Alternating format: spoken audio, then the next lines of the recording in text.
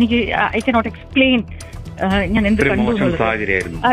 മോശത്തിനെക്കാട്ടും പറഞ്ഞാൽ അറിയാത്ത എന്റെ I have all the pictures. ഉണ്ടെങ്കിൽ അയാളോട് MLA സ്ഥാനം രാജിവെക്കുമെന്ന് വേണം. ഞങ്ങൾ പുറത്താക്കി, ഇനി അയാൾ ഏത് കയ്യാലെ ചാടിയാലും കുഴപ്പമില്ല. ആരും പോലെ ഇന്റർവെൽ ആയിട്ടുള്ള ഫോട്ടോ ഓഡിയോ സഹിതം എല്ലാം ഞാൻ ഈ വീഡിയോക്കകത്ത് കാണിച്ചു തരാം. ഇലക്ഷനോട് കൂടി തന്നെ കേരള രാഷ്ട്രീയത്തിൽ ഒരു പുതിയ പൊൻതൂവൽ കൂടി, വെറും തൂവലല്ല, ഒരു ക്വാഴി തൂവലാണ് ഇത്തവണ കിട്ടിയിരിക്കുന്നത്. വേറെ ആരുമല്ല കൊണ്ടുവന്നിരിക്കുന്നത്. പത്തനാപുരത്തിന്റെ കണ്ണിലുണ്ണിയും പത്തനാപുരത്തിന്റെ രോമാഞ്ചവും പത്തനാപുരത്തിന്റെ വികസനം കണ്ട് സാക്ഷാൽ ട്രംപിനെ വരെ കണ്ണ് വിജരംഭിച്ച് കളഞ്ഞ പത്തനാപുരത്തിന്റെ കണ്ണിലുണ്ണിയുമായ ഗതാഗത വകുപ്പ് മന്ത്രി ശ്രീ KB ഗണേഷ് കുമാറാണ്. ഇത് 2, 3, 4 തവണയാണെന്നാണ് എനിക്ക് തോന്നുന്നത് ഇതുപോലെ ജനങ്ങളെ വീണ്ടും വിജരിപ്പിക്കാനായിട്ട് വരുന്നത്. കാരണം നിങ്ങൾ ഗൂഗിളിലേക്ക് കയറി KB ഗണേഷ് കുമാർ എന്ന് അടിച്ചു കൊടുത്തു കഴിഞ്ഞാൽ പഴയ ബാല നാടകത്തിൽ അഭിനയിച്ചപ്പോൾ ഇട്ടിട്ടുള്ള മേക്കപ്പിന് സമാനമായിട്ടുള്ള ഫോട്ടോസ് കാണാം. എന്നാൽ അത് മേക്കപ്പിന്റെ ഫോട്ടോസ് അല്ല, കട്ട പെണ്ണുങ്ങളെ കയറി പിടിച്ചതിന്റെ ഭാഗമായിട്ട് കവാല അടിച്ച് പൊട്ടിച്ചിട്ടുണ്ടായിട്ടുള്ള ഫോട്ടോസാണ്. ഇത്രയധികം ഇൻഫ്ലുവൻസ് ഉണ്ടായിട്ട് എന്തുകൊണ്ടാണ് താങ്കൾക്കത് ഈ പറയുന്ന ഗൂഗിളിൽ നിന്നും എടുത്തു കളയാൻ കഴിയാത്തതെന്ന് ഞാൻ പലപ്പോഴും ചിന്തിച്ച് നോക്കിയിട്ടുണ്ട് പച്ചാളം. പക്ഷെ കിട്ടിയിട്ടില്ല. എന്തായാലും എല്ലാ കാര്യങ്ങളും വ്യക്തമായിട്ട് ഞാൻ കാണിച്ചു തരാം. ആദ്യം ഞാനൊരു ഔട്ട്ലൈൻ പറഞ്ഞു തരാം. സംഭവം വേറൊന്നുമല്ല, ഭാര്യ കുറെ നാളായിട്ട് ഇദ്ദേഹത്തിന്റെ കള്ളവടിയൊക്കെ തപ്പി കറങ്ങിക്കൊണ്ടിരുന്നതായിരുന്നു. എല്ലാ ആരോപണങ്ങളും തിരിച്ച് ഭാര്യയുടെ മേളിലേക്ക് കറക്കി അടിച്ചുകൊണ്ടിരുന്നു. കാരണം രാഷ്ട്രീയക്കാരനല്ലേ, ഇൻഫ്ലുവൻസ് ഉള്ള ആളല്ലേ, കേരള രാഷ്ട്രീയത്തിൽ ലൈസൻസോടുകൂടി, ഹെവി ലൈസൻസോടുകൂടിയുള്ള ഡ്രൈവറാണല്ലോ. അപ്പം ഭാര്യയെ വളർച്ച വരയിൽ നിർത്താനുള്ള ശ്രമത്തിനിടയിൽ ഭാര്യയ്ക്ക് മേളിലേക്ക് ഇങ്ങനെയുള്ള പല ആരോപണങ്ങൾ കൊണ്ടുവന്നു.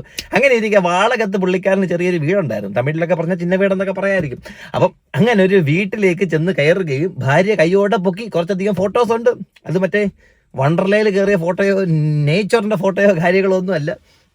ഭാര്യ കാണാൻ പാടില്ലാത്ത ഭാഗങ്ങളൊക്കെ വേറൊരു പെണ്ണുമായിട്ട് കൂടെ കിടന്ന് കണ്ടെന്നോ പിടിച്ചെന്നോ ഒക്കെ പറഞ്ഞുകൊണ്ട് ഭാര്യ രംഗത്ത് വന്ന് എന്തായാലും തെളിവ് സഹിതം സാധനങ്ങൾ എടുത്ത് വെച്ചിട്ടുണ്ട്.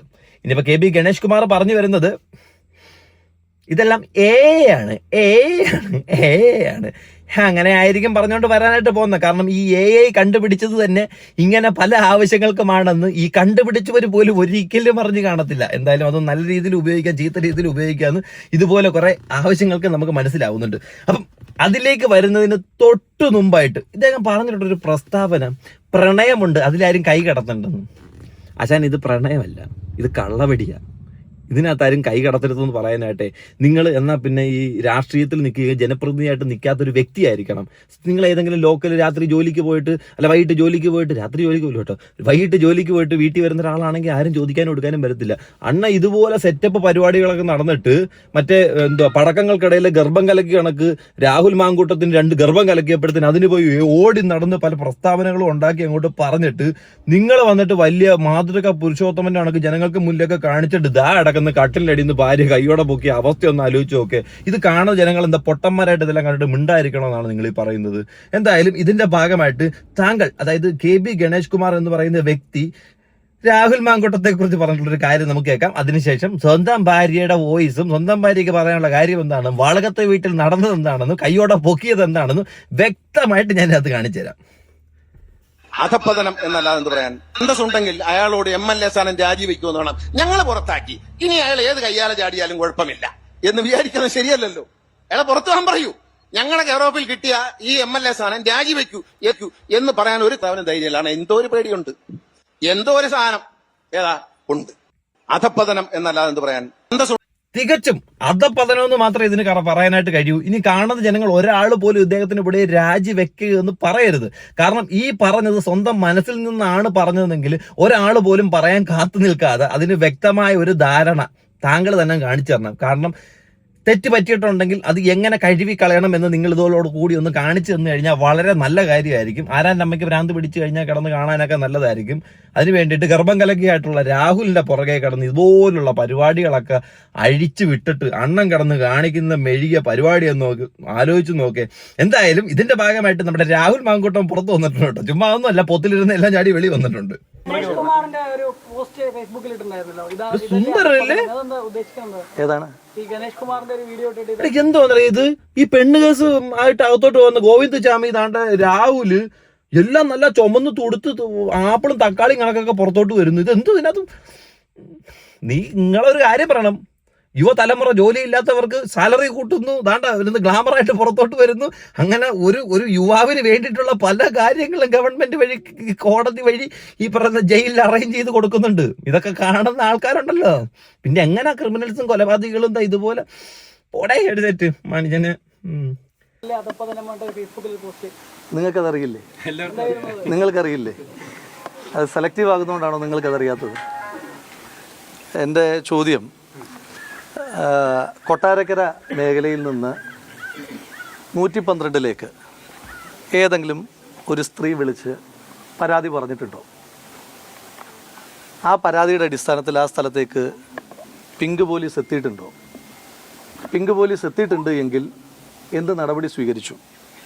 SP ആ വിഷയത്തിനകത്ത് ഇടപെട്ടിട്ടുണ്ടോ? ഈ രാഹുൽ മാങ്കൂട്ടം പറയുന്നത് വ്യക്തമായിട്ടുള്ള കാര്യമാണ്. അതിന് ഇവരുടെ വൈഫിന്റെ ഒരു വോയിസ് ഉണ്ട്, അത് ഞാൻ വെക്കാം. അത് കേൾക്കുമ്പോഴേ നിങ്ങൾക്ക് വ്യക്തമായിട്ട് ഈ 112 കണക്ക് എന്താണെന്ന്, പിങ്ക് ബോയ്സിന്റെ കാര്യം എന്താണെന്ന് വ്യക്തമായിട്ട് മനസ്സിലാവും. ഇതുപോലെ ഒരു സെൻസേഷണൽ ആയിട്ടൊരു സംഭവം നടന്നിട്ട് നമ്മുടെ നാട്ടിൽ ഒരു മീഡിയ പോലും അല്ലെങ്കിൽ ഈ പോലീസുകാരൊന്നും ഇതിന്റെ പുറകെ പോയി പിടിക്കാനോ ഇങ്ങനെ ഒരു സാധനം ഉണ്ടാക്കിയിട്ട് അങ്ങനെയായിട്ട് കഴിഞ്ഞില്ല. പിന്നെ അവരെ കുറ്റം പറഞ്ഞിട്ട് കാര്യമില്ല. തലയ്ക്ക് മേളിൽ ഇരിക്കുന്നവർ അതുപോലുള്ള ആൾക്കാരാണ്. അതുകൊണ്ട് ഈ പോലീസുകാരെ കുറ്റം പറഞ്ഞിട്ട് കാര്യമില്ല. ഇത്ര ചില ചോദ്യങ്ങൾ നിങ്ങളുടെ മനസ്സിലുണ്ട്, നിങ്ങളിത് ചോദിക്കുന്നില്ല. എൻ്റെ മനസ്സിലുണ്ട്, നിങ്ങൾ ചോദിക്കാത്തതുകൊണ്ട് ഞാനും ചോദിക്കുന്നില്ല. ഇതൊക്കെ പക്ഷേ എല്ലാവർക്കും അറിയാവുന്ന ചോദ്യങ്ങളാണല്ലോ. ഇപ്പോൾ രാഹുല് അല്ലേ? അറിയാത്തതാണോ? ഇപ്പോൾ എന്നോട് ചോദിച്ചിട്ട് ഞാൻ പറഞ്ഞിട്ടാണോ നിങ്ങൾ ഇതൊക്കെ അറിയുന്നത്? അല്ലല്ലോ. അപ്പോൾ പിന്നെ നമുക്ക് വാർത്തകൾക്ക് നമുക്കൊരു സെലക്ടിവിറ്റി ഒക്കെ ഉണ്ട് അല്ലേ? ഏതൊക്കെ വാർത്തയാക്കണം, ഏതൊക്കെ വാർത്തയാക്കണ്ട എന്നൊക്കെ നിങ്ങൾക്ക് നല്ല ധാരണയുണ്ട്. നല്ല ധാരണയുണ്ടെന്ന് എനിക്കറിയാം വ്യക്തിപരമായിട്ട്. അപ്പോൾ അതുകൊണ്ട് നിങ്ങൾക്കത് വാർത്തയാക്കാൻ താല്പര്യം, പിന്നെ ഞാനതിനെപ്പറ്റി പറയേണ്ട കാര്യമില്ല. അപ്പോൾ എന്നോട് നിങ്ങൾക്കറിയാത്ത എന്തോ ഒരു കാര്യം ചോദിക്കുന്നത് പോലെ ചോദിക്കേണ്ട, നിങ്ങൾക്കും അറിയുന്ന കാര്യം തന്നെയാണത്. ഇപ്പൊ ഈ PK ശശിയെ ഈ UDF-മായി സഹകരിക്കും. PK ശശി അതൊക്കെ എടുത്ത് മാറ്റണ്ട. രാഹുലിന് വീണ് കിട്ടിയ ഒരു അവസരമാ. എത്ര തേങ്ങയാണോ നേർന്നതെന്ന് അറിയത്തില്ല. എന്തായാലും നേർന്ന തേങ്ങകളെല്ലാം വ്യക്തമായിട്ട് ബലിച്ചിട്ടുണ്ട്. ബൂമറാങ് കണക്ക് തന്നെ ഡയലോഗ് അടിച്ച ഗണേഷ് കുമാറിന്റെ അണ്ണാക്കിലേക്ക് ഈ സാധനം തിരിഞ്ഞ് കയറിയിട്ടുണ്ട്. ഒരു പെണ്ണുകേസ് വരുമ്പോൾ ഇതുപോലെ റിയാക്ട് ചെയ്യുന്നതിന് വേറൊന്നും കൊണ്ടല്ല. ഇത് പുള്ളി ഭയങ്കരമായിട്ട് യൂട്ടിലൈസ് ചെയ്തിട്ടുണ്ടായിരുന്നു. അതായത് ഈ രാഹുൽ മാങ്കൂട്ടത്തിന്റെ ഇഷ്യൂ എടുത്തു വെച്ചിട്ടെ ഇതിന് മുമ്പ് ഇതുപോലുള്ളൊരു സമാനമായിട്ടുള്ള കാര്യം മുമ്പ് ഭാര്യ ഇരുന്ന സമയത്ത് നടന്നിട്ടുള്ളൊരു കാര്യമാണ്.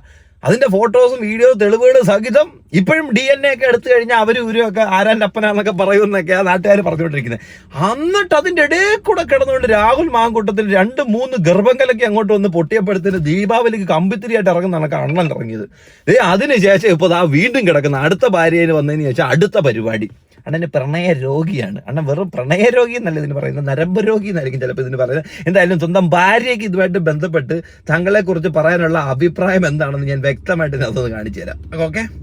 മന്ത്രി KB ഗണേഷ് കുമാറിന്റെ ഭാര്യ ശ്രീ ബിന്ദു മേനോൻ നമ്മോടൊപ്പം ചേരുകയാണ്. കഴിഞ്ഞ എസ്പെഷ്യലി മന്ത്രിയായി കഴിഞ്ഞിട്ട് എനിക്ക് വളരെ വളരെ പ്രശ്നങ്ങളാണ്. അതായത് മന്ത്രിയുടെ കൂടെയുള്ള ഫ്രണ്ട്സ് ആയാലും മന്ത്രിയുടെ സ്റ്റാഫ് ആയാലും എല്ലാം എനിക്കെതിരാണ്.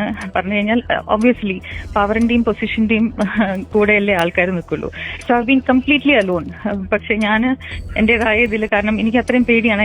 എനിക്കൊരു വയസ്സായി ഇപ്പോ മെമ്മറി പോലും ഇല്ലാത്ത എന്റെ ഒരു അമ്മ. ഈ മെനഞ്ഞാം ദിവസം ഈ വാളകത്ത് കഴിഞ്ഞ ദിവസം ഇന്നലെ ശനിയാഴ്ചയാണെന്ന് തോന്നുന്നു. ശനിയാഴ്ച ശരിക്കും ഞാനിപ്പോ 2 മാസമായിട്ട് ഇതേപോലെ ഇലക്ഷന്റെ സമയത്താണ് ഞാൻ അവിടെ പഞ്ചായത്ത് ഇലക്ഷന്റെ സമയത്താണ് ഞാൻ ഇടയിൽ വന്നത്. അതിന് മുന്നേയും പ്രശ്നമായിരുന്നു. പല സ്ത്രീകളുടെയും പ്രശ്നം വെച്ച് ഞാൻ വഴക്കൂടും. അപ്പൊ എന്റെ ഫ്രണ്ട്സിനെല്ലാം ഞാൻ ആരോട് സംസാരിക്കും, അവരുടെ സ്റ്റാഫിന്റെ ഫോൺ ട്രാക്ക് ചെയ്യും. ഞാൻ ആരെടുത്താ വിളിച്ചാൽ നോക്കി അവരുമായിട്ട് എന്നെ കണക്ട് ചെയ്ത് ഞാൻ അവരുമായിട്ട് ബന്ധമാണെന്ന് പറഞ്ഞ് അങ്ങനെയാണ് എന്നെ കൺട്രോൾ ചെയ്ത് നിർത്തുന്നത്. അപ്പൊ അവിടെ എല്ലാം പറയും ഞാൻ അമേരിക്കയിലേക്ക് ആരുടെ കൂടെ പോയി, ദുബായിലേക്ക് പോയി, അങ്ങനെയൊക്കെ പറഞ്ഞ് എന്നെ നിർത്തും. സോ അതുകൊണ്ട് ഞാൻ കഴിഞ്ഞ 2 മാസമായിട്ട് എന്റെ ഫോൺ ബ്ലോക്ക് ചെയ്തിരിക്കുകയാണ്. അവരുടെ സ്റ്റാഫ് എന്നോട് സംസാരിക്കരുത് എന്നൊക്കെ പറഞ്ഞ് ഇൻസ്ട്രക്ഷൻ കൊടുത്തിരിക്കുകയാണ്. അപ്പൊ വാളകത്തെല്ലാം ഇതെല്ലാം നടക്കുന്നുണ്ടെന്ന് ഞാൻ അറിഞ്ഞതുകൊണ്ട് ഞാൻ പല സ്ത്രീകളെയും വിളിച്ച് ഞാൻ കുറെ ഫയർ ചെയ്യലും ഒക്കെ നടന്നിട്ടുണ്ട്. പക്ഷെ അതൊന്നും ശരിയാവുന്നില്ല. അപ്പൊ സംശയ രോഗമാണെന്ന് പറഞ്ഞ് എല്ലാവരും പറയുന്നു, എന്റെ വീട്ടുകാരെ വിളിച്ച് പറയുന്നു. അപ്പൊ I just wanted A closure. ഞാൻ വിചാരിച്ചു ഞാൻ എന്തായാലും എനിക്കൊരു ക്ലോഷർ വേണം, പക്ഷെ എനിക്കിത് കണ്ടുപിടിക്കണം എന്ന് പറഞ്ഞു തന്നെയാണ് ഞാൻ ആരോടും പറയാതെ അവിടെ പോയി. ഞാൻ വാതിൽ തുറന്നു. ശാന്തൻ എന്ന് പറയുന്ന ഡ്രൈവർ ആയിരുന്നു. സംഭവം എന്താണെന്നറിയോ? പൊത്തിനകത്തിരുന്ന പൊളവനെ കമ്പിട്ട് കുത്തി ചാടിച്ച് പുറത്തെടുത്ത് അണ്ണന്റെ അണ്ണാക്കെ കയറി വെടിവെക്കുകയും ചെയ്ത് 3-4 ഫോട്ടോ എടുത്ത് പെണ്ണുമ്പിള്ള സാധനം എടുത്ത് പുറത്ത് വിടാനായിട്ട് പോന്ന്. വല്ല കാര്യം ഉണ്ടായിരുന്നോ ഇതിന്റെയൊക്കെ? ചാടി ഓടി കയറി ബെഡ്റൂമിൽ പോയി കണ്ടത് എനിക്ക് വട്ടാണോ? ഞാൻ അവിടെ കണ്ടു കഴിഞ്ഞ് അവിടെ ശാന്തൻ ഓടി വന്ന് എന്നെ തടയാനും ഞാൻ ഫോട്ടോ എടുക്കാൻ നോക്കിയപ്പോ എനിക്ക് ഐ കനോട്ട് എക്സ്പ്ലെയിൻ ഞാൻ എന്ത് കണ്ടു അത്ര മോശത്തിനെക്കാട്ടും പറഞ്ഞാൽ അറിയാത്ത എന്റെ I have all the pictures. Video അല്ല, ഫോട്ടോസ് എല്ലാം ഉണ്ട് എന്റെ കയ്യില്. പോലീസിനെ വിളിച്ചോ? എന്തായിരുന്നു? ഞാൻ പോലീസ് മോശത്തിനെക്കാട്ടിലും ഭീകരമായിരുന്നു ഗണേഷ് കുമാറിന്റെ അവസ്ഥ എന്ന് പറയുമ്പം. എന്തെങ്കിലും ഫാന്റസി വല്ലതും ആയിരുന്നോ? ആയിരിക്കുമോ? വാളക വീട്ടിൽ വാളം പൊളിയുമായി മീൻകറി വെക്കാനായി അച്ചായത്തീയുമായി അല്ല, എനിക്ക് ഐ ലോസ് കൺട്രോൾ. പക്ഷെ ഞാൻ I did not use a bad word. I did not physically assault anyone. മന്ത്രിയെയോ മന്ത്രിയുടെ കൂടെ മിക്കവാറും ഗണേഷ് കുമാറിന്റെ ഭാര്യമാരെല്ലാം കൂടെ ചേർന്ന് ഇതുപോലുള്ള ഫോട്ടോസ് എല്ലാം എടുത്തു വെച്ച് ഒരു ആൽബം ഉണ്ടാക്കണം, അത് മ്യൂസിയത്തിൽ പ്രദർശനത്തിന് വെക്കണമെന്നാണ് എന്റെ അഭിപ്രായത്തിൽ നിങ്ങളോട് അറിയിക്കാനുള്ളത്. ഉണ്ടായിരുന്ന ആളെയോ ഒന്നും ഞാൻ ചെയ്തില്ല. പക്ഷെ ഞാൻ ഫോട്ടോ എടുക്കാൻ ശ്രമിച്ചു. ബിക്കോസ് മന്ത്രി അത് പിന്നെയും പറയും എനിക്ക് പ്രാന്താണ്, എനിക്ക് സംശയമാണെന്ന് ഞാൻ തിരിച്ചു വന്നു കഴിഞ്ഞാൽ. അതുകൊണ്ട് ഞാൻ ഫോട്ടോ എടുക്കാൻ ശ്രമിച്ചു. ഫോട്ടോ എടുക്കാൻ ശ്രമിച്ചപ്പോൾ എന്നെ ശാന്ത അവരെ പിടിക്കുക, അവരുടെ ഫോൺ മാറ്റുക എന്നൊക്കെ പറഞ്ഞ് എന്നെ he was trying to assault me, try to take my snatch my phone. പക്ഷെ ഞാൻ അതൊന്നും സമ്മതിച്ചില്ല. ഞാൻ ഉടനെ ലേഖ ചേച്ചിയെ വിളിച്ചു. ബിക്കോസ് എനിക്ക് അറിയായിരുന്നു എന്തെങ്കിലും പ്രശ്നം ഉണ്ടാവും എന്ന് പറഞ്ഞാൽ ഞാൻ ലാസ്റ്റ് ഡയൽ നമ്പർ ലേഖ ചേച്ചി എന്നിട്ടാണ് ഞാൻ പോയത്. ഞാൻ ലേഖ ചേച്ചിയോട് പറഞ്ഞു if I need any help you have to pick up my call. അത് അല്ലാതെ ഒരു BJP സ്ഥാനാർത്ഥി ഒന്നുമല്ല. ചേച്ചി എന്റെ ബ്രദറിനെ കല്യാണം കഴിച്ചിട്ട് എത്രയോ വർഷങ്ങളായി.